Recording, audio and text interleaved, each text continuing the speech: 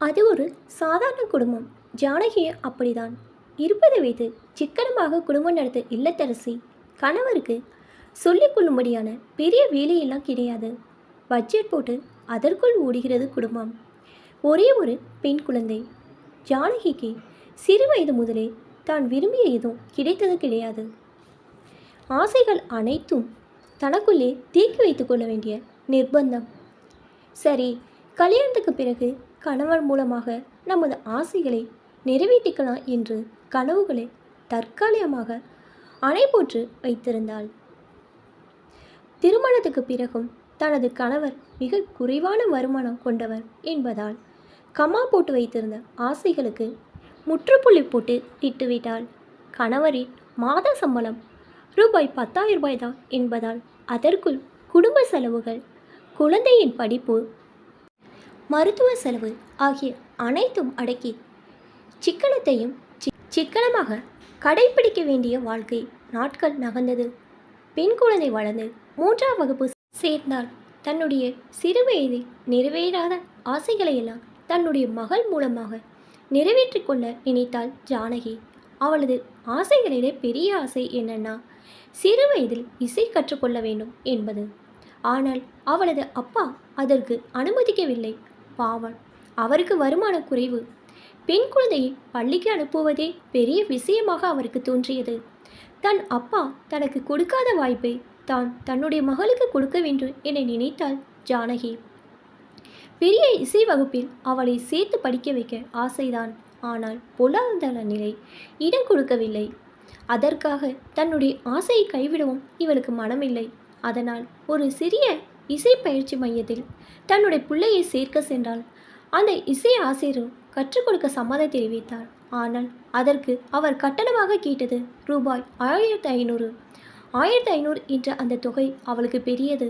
அது அவளை யோசிக்க வைத்தது. பேசாமல் இந்த பணத்தை கட்டி தானே இசை வகுப்பில் சேர்ந்து படித்து நாம் கற்றுக்கொண்டு பிறகு அதை தன்னுடைய பிள்ளைக்கு அதை சொல்லிக் கொடுத்து விடலாமா என்று எண்ண வைத்தது. அவளுக்குள் இருந்த நிறைவேறாத ஆசைகளின் ஏக்கங்கள். ஆனாலும் இனிதான் இசை கற்றுக்கொண்டு என்ன செய்ய போகிறோம் என்று பின்னாடியே சராசரி குடும்பத் தலைவியாக ஒரு தாயின் மனதும் ஓடி வந்து அந்த நினைப்புக்கு அணை போட்டது. மகளை படிக்க வைத்து பார்க்க ஆசைப்பட்டது. தன்னுடைய வீட்டு தேவைகள், செலவுகள் என எவற்றையெல்லாம் சிக்கனத்திற்கே சவால் விடும் வகையில் மிச்ச பிடித்து 1,500 ரூபாயை தேற்றி மகள் இசை வகுப்பில் ஒரு வழியாக சேர்த்து விட்டாள். முதல் நாள் இசை வகுப்பிற்கு சென்றாள் மகள். வகுப்பு முடிந்து எப்போது மகள் வீடு திரும்ப என்று வாசலிலே ஆவலாக பார்த்து கொண்டே நின்றாள் ஜானகி. அவளது இசை மனதுக்குள் ஆசைகளும் எதிர்பார்ப்புகளும் மீண்டும் முகிழ்த்து ஜலதரங்கம் வாசித்து கொண்டிருந்தன. மகளும் வந்து சேர்ந்தாள். உற்சாகமாக வந்த மகளை வாரி அணைத்து அவளுக்கு தேவையானதை செய்து கொடுத்தாள் ஜானகி. வீட்டுக்கு திரும்பிய மகள் மேஜையில் தன்னுடைய இசை வகுப்பு நோட்டை போட்டுவிட்டு விளையாட தயாரிக்கி கொண்டிருந்தாள். அந்த நோட்டின் நாட்டை காற்றில் மெல்ல படப்படுத்த திறக்க முயற்சித்தது.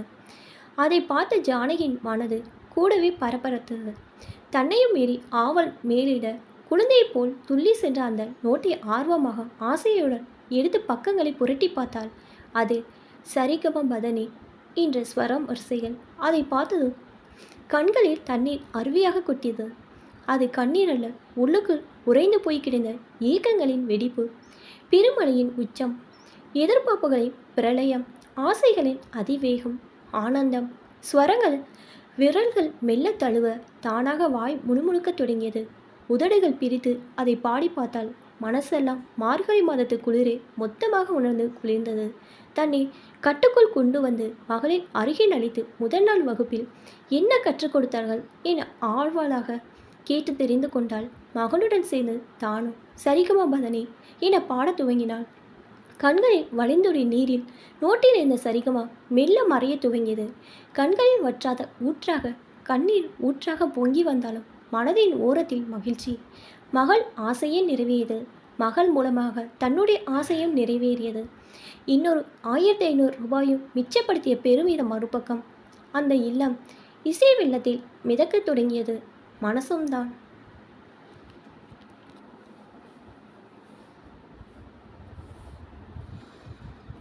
இப்போ தான் என்னோடய சேனல் ஃபஸ்ட் டைம் பார்க்குறீங்கன்னா சப்ஸ்கிரைப் பண்ணிக்கோங்க.